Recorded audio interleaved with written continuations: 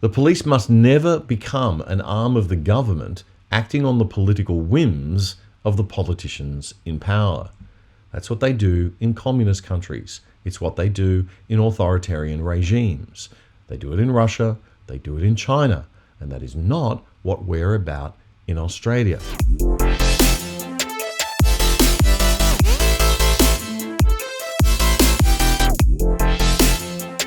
G'day and welcome to episode 48 of The Other Side Australia. I'm Damien Curry. This is the show that brings you the news and views from a classical liberal centre-right perspective, because there's more than one way of looking at the world, despite what our mainstream media would have you believe. We come to you a couple of times a week from our studios in Melbourne and Brisbane, Australia. Watch out for new episodes around Wednesdays and Saturdays, usually, not always, but most of the time. You can catch us on YouTube and Facebook and on the DISCERNABLE platform with an A, as well as all the good podcast platforms in audio like Spotify and Apple and iHeartRadio. And if you click on the subscribe button on YouTube and also click on the little bell symbol, you'll get a notification when you open up YouTube that we have new content up and available. So make sure you click away. It helps the program too. And tell your friends. I don't know about you, but I do not want to hear any more case numbers. They're not really cases anyway. They're just positive test results. I only want to hear how many people are actually symptomatic or actually sick, how many of them are in hospital, how many of them are in ICU, and how many of them are on breathalyzers or have died. Stop with telling us about every positive test you have and calling it a case. If you're testing 40,000 people like New South Wales did the other day and 40 of them test positive, then we only have 1 in 1,000 people infected. And that's out of the very skewed group of people who are getting tested, who think they're sick or are sick. The infection rate in the community is probably 10 times less than that. If we tested a random sample, which we should be doing, it'd be more like 1 in 10,000 that are infected probably. But all this reporting positive test results is a waste of time, and it's pure fear-mongering, because ultimately a lot of us are going to get infected when we open up the country, which we must, or we stop locking down our citizens immorally, which we must. So get a vaccine if you want to, and don't if you don't. But our freedom can no longer be left to hinge on whether or not people are vaccinated. We've got to open up the country, and we need to stop the nonsense theatre of lockdowns. You can't contact trace everybody forever. It's impossible. And it's a gross deprivation of people's liberty and privacy to even try to contact trace the way that these governments are. I don't want to live in a country where the government is charged with preventing me from getting a virus. I'm sorry, it's help I didn't ask for and that I don't want. I'll wear a mask. I'll socially distance. I want the government to give good advice. I'll stay at home. I'll get vaccinated even, perhaps, if and when I want to. And I'll take my chances with my fellow citizens who choose not to. Thank you very much. If the virus is as deadly as everyone says, then those who don't do the right things will be the ones who don't survive in the end. If you're scared, you could stay home all day, locked in your bedroom with a mask on. Get your vaccine, whatever you want to do. Get 10 vaccines. Nobody's stopping you. And nobody is putting you at risk unless they're forcing their way into your home, which the last time I looked was, thankfully, still illegal. I've said it a million times, and I'll say it again. We don't need this level of response, and all proportionality is lost. It's not that we don't need any response. It's not that we don't need to be sensible. It's that we don't need governments shoving laws down our throats and enforcing them with police forces that have been turned political. We are in a state of media and political groupthink led by those who want to control us or scare us into watching their news programs. This isn't rational. This isn't scientific. This isn't socially responsible. This isn't good for the individual or for the collective. This is just bad crisis management, period. One of the core tenets of being a free country is having governments who don't force their police services into policing political agendas. We pay for the police to protect our property rights and our physical security. We also pay them to enforce road rules.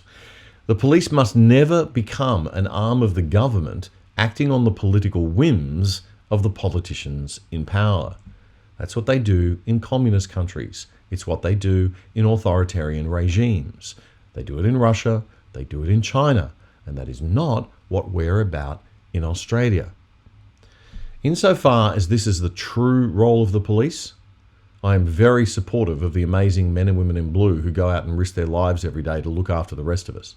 They're first-class citizens, and they shouldn't be required to do what they're being asked to do by our state premiers now.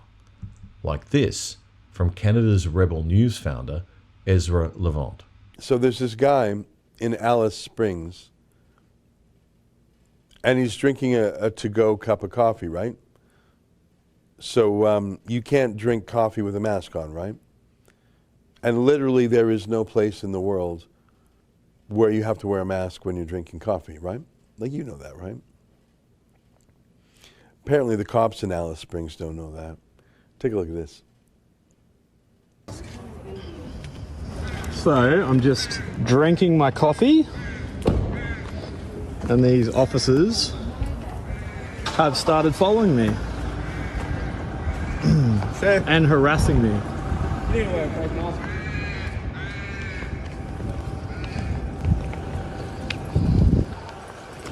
What's your name and badge, mate? Aboriginal Community Police Officer Liam Presley. Yep. 7415.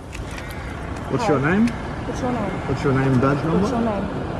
I don't have to give you You're my a name. you're a peace officer. You're a servant of the people. I'm not being rude here. I'm not risking anything. Okay, listen. I need you to listen to me. Okay. Okay, so there's a pandemic going on. This is a very vulnerable community. There's lots of sick people. I need There's you lots of to sick provide people. your name and your reason for existence. I do not have to provide my name because I have not So committed you an are committing an offence. offence. I have not committed an You have. offence. I need No, you to not. wear a mask. Okay. I'm drinking a coffee. I do not must be have in to wear a public place, mask okay? while I'm drinking a Okay, coffee. listen.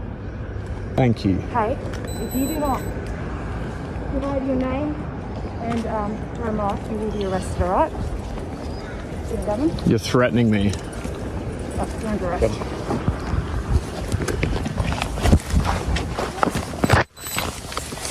Stop resisting. What's that, mate?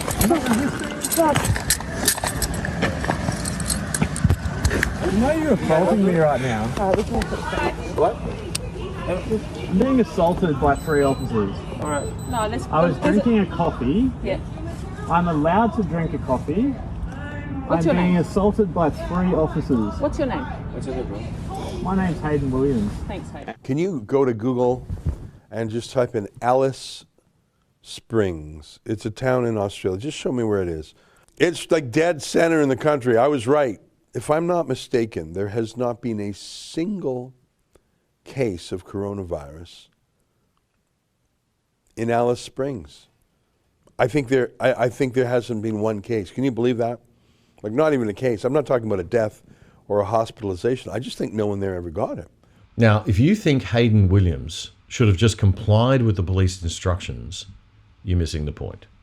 The point is this: we can't force people who really don't want to wear masks and still call ourselves a free, democratic, liberal country.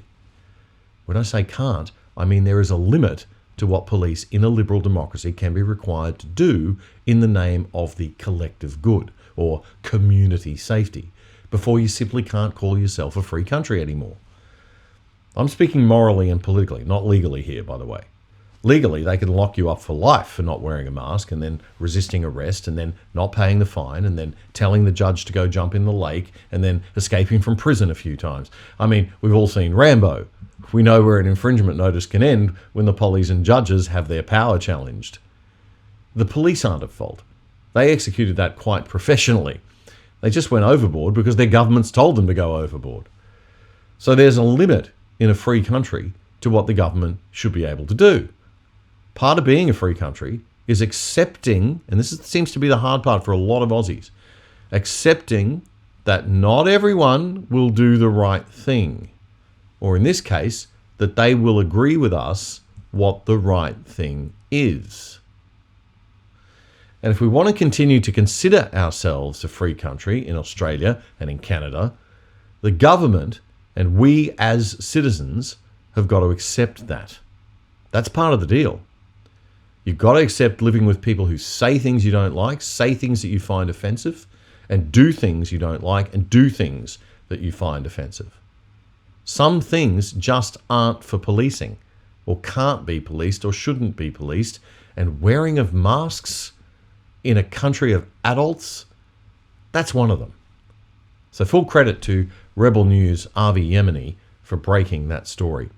Avi spoke to Hayden a little later. And I was basically pushed into the back of the paddy wagon and they drove me to the watch house and locked me up. How long were you locked up for? About 25 minutes. And you were released, but you were released with a fine, is that right? Yes, I was. Yeah, it was a $5,000 fine for not wearing a mask during a lockdown. They just gave me a piece of card and just wrote a number on it and $5,050. Can you afford that $5,000 charge? Absolutely not. I'm a freelance artist and my work was shut down due to lockdown. So, yeah, basically I've got no income and plus they're trying to fine me $5,000. Now, if you want to help the legal fight against this, you can visit Avi's site, which is fightthefines.com.au. That's fightthefines, one word, .com.au. Here's another case that Avi and his legal support group are working on that really cut to the core for me. I was going to lunch and wasn't there for a protest. So and they said the public health officer, you can't be with 9 people. And I said to them, I don't even have 9 friends.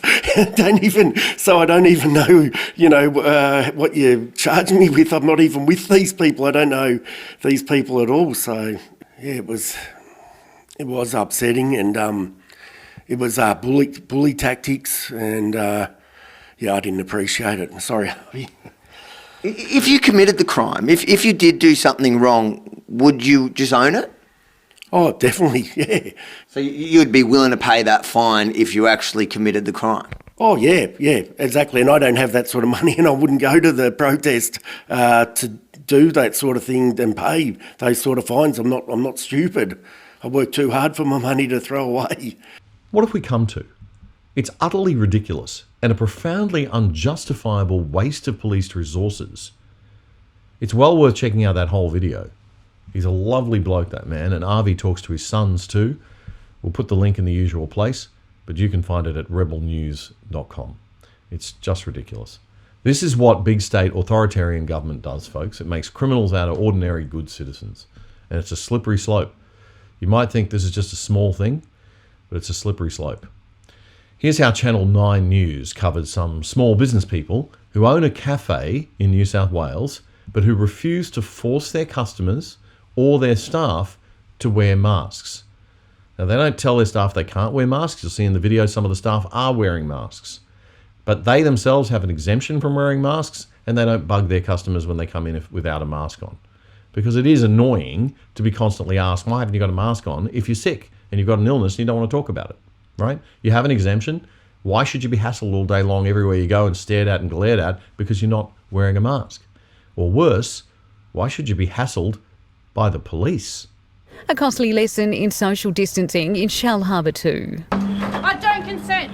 We're in a public place. Please don't touch the camera. I don't consent. We're in a public place. Don't Excuse consent. me. We're in a public place. Cafe owners turned anti-mask crusaders, allegedly failing to comply with health orders that came with the lockdown, seeing them charged and briefly locked up. Do you think it's irresponsible not to be wearing a mask during a global pandemic? I have no comment, bro. Honestly. We've nearly tripled the amount of fines that we've given from the day before. 44 infringement notices yesterday, $1,000 each. 4 of those people fined another $200 apiece for failing to mask up.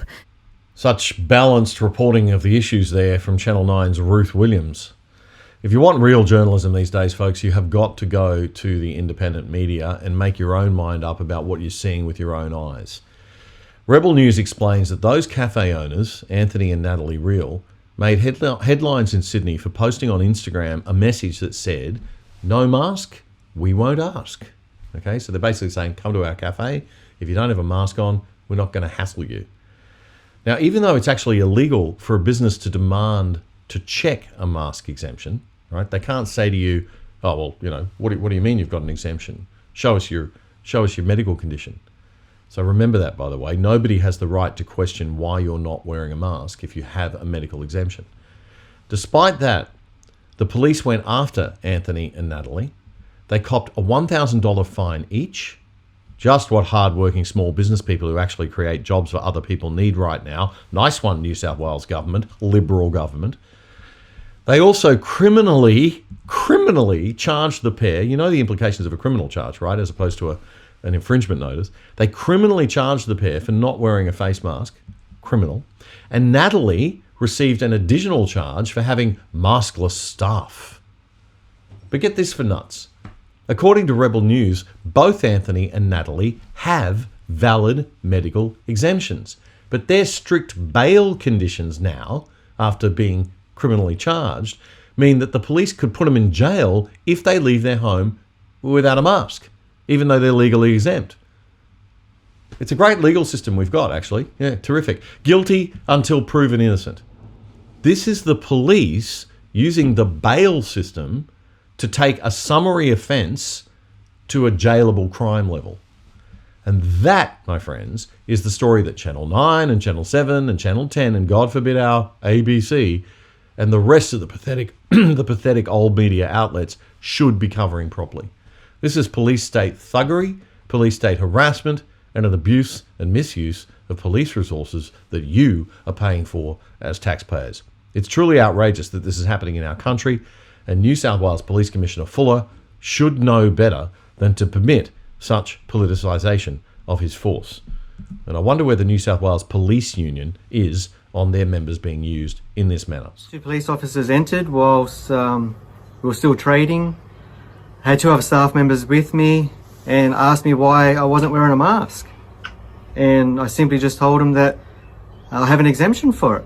That wasn't good enough for them. They kept harassing me, asked me why I didn't have it, what was my reason behind it. And what I was under the understanding was that's my personal information that I have with a general practitioner or someone that I entrust with. There was an absolute clear resistance of the cafe owner and those people at front of house to actually wear a mask. Then they tried to blame me for encouraging staff to not wear a mask as well, which is what they've charged me for.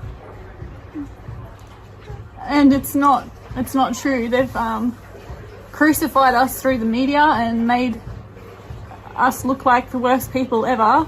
It was about making an example out of us. We had all the paperwork, we had everything that they could have wanted, but they made out that we didn't, and they just made out that we were breaking the law, basically, which we did not break the law. They were breaking the law. Cafe owner Natalie Reel there speaking to Avi Yemeni on Rebel News. Avi's just been doing some fantastic work lately, good job, mate. Keep it up. It's hard not to break the law when the law is so inconsistent, arbitrary and vague, and is so arbitrarily enforced by the police. It's not exactly how a liberal democracy is supposed to operate, Premier Berejiklian. You Labor politicians are shockers. Oh yeah, I forgot you're a Liberal Premier. How could I forget that? It might be time for a party name change. Could be false advertising now. Well, I think James Robertson from Byron Bay on Twitter had some good advice this week. Check this out. Mate, I don't know what all you guys are whinging about, not being able to drink the coffee through the mask. Just have a look, it's easy. All you do is you expose the nose, and then you take your 2 straws and you take it through the nose, and that way you don't have as much exposure to the COVID, because the COVID's not going to get you through the mask. All right, have a good day, guys. I hope that helps all you bedwetters out there who's scared of the virus, okay? Bye. With the COVID fear narrative keeping everybody tuned into TV news and buying newspapers again, the politicians and the media have not been working their old "the world is going to end" climate change fear narrative quite so hard lately. Just as well because the facts keep getting in the way of that narrative, as facts often do. As you know, we keep an eye in the show on the monthly data that comes out of the University of Alabama's Climate Research Center in the US, which uses satellite-based instruments to measure the temperature of our Earth's atmosphere from the surface up to an altitude of about 8 kilometres above sea level. Here's their June 2021 update just released. And the good news is that we're now back under zero against the 30-year average temperature. On the left there, you can see the difference, or anomaly, they call it, in temperature in degrees Celsius going up from 0 to 1 in 0.1 degree increments. That's the y-axis there on the left. Along the bottom there on the x-axis, you can see all the years since 1979. And on the far right, you can see the little dot for June 2021, where the arrow is pointing. Minus 0.01 degrees. Minus. We are under the 30-year temperature average. So we have a negative, not a positive anomaly. So hooray! The next question becomes, is this just 1 month or is there a trend? Well, have a look at the red line there. That red line is the rolling 13-month average. That's the trend line. And as you can see, it's continuing south since the start of 2020. Now, unfortunately, the skeptics say that before we get too excited, we need to remember that the start of 2020 was also the start of COVID. And we've seen a big drop in human activity in that period. Also, many climate scientists don't think the satellite temperature data is the best way to measure. They argue the best measure of global warming is the ocean temperature, because the ocean sucks up more than 90% of the heat generated by global warming. So that's a bit of a bummer. Here's the ocean temperature graph. Now this one goes all the way back to 1880, and in the past 50 years we've seen a steady upward trend in global ocean temperature by 0.76 degrees Celsius, so 0.76. Now, if that continues, it'll mean in the next 50 years, that's if it continues at the same rate, there's nothing to indicate it's exponential, that it's speeding up. That should just continue as a straight line, or it may even be logarithmic, which means it flattens out. But that's a little bit complicated. But let's just assume it continues as a straight line, all right? Keeps going up. If it does that, then in the next 50 years, we will hit that dreaded 1.5 degrees, but we'll still be well below 2 degrees in terms of ocean temperature increase. Confused? I am. Anyway, I'm just going to celebrate that air temperature thing before I get all worried about ocean heat for a while. You've got to appreciate the little wins here and there. Thousands of Cubans are taking to the streets to demand an end to their nation's 62-year-old Castro dictatorship. Demonstrations have broken out in 15 cities, causing the Wall Street Journal newspaper to ask whether authoritarian regimes will prevail in the long term or are sowing the seeds of their own demise. The Cubans were protesting a lack of food and a shortage of COVID-19 vaccines.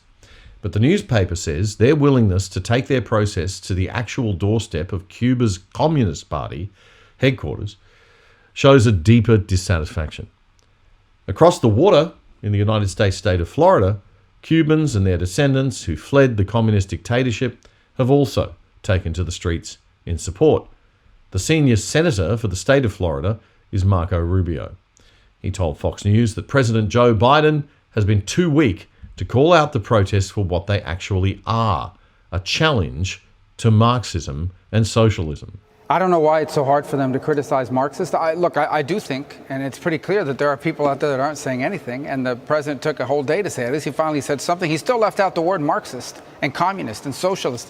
What you just described, the murderous nature of the Castro regime, that's the way every Marxist regime has ever been, always. Because Marxism and socialism is built on this. You go to a people and you say there's this group of good, noble people, and then there's this group of oppressors that is trying to destroy them. Give us the power to crush the oppressors. And if you give us the power, we're going to give you security, we're going to give you a stable economy, we're going to give you all the things you need. But the price of that, of course, is your freedom.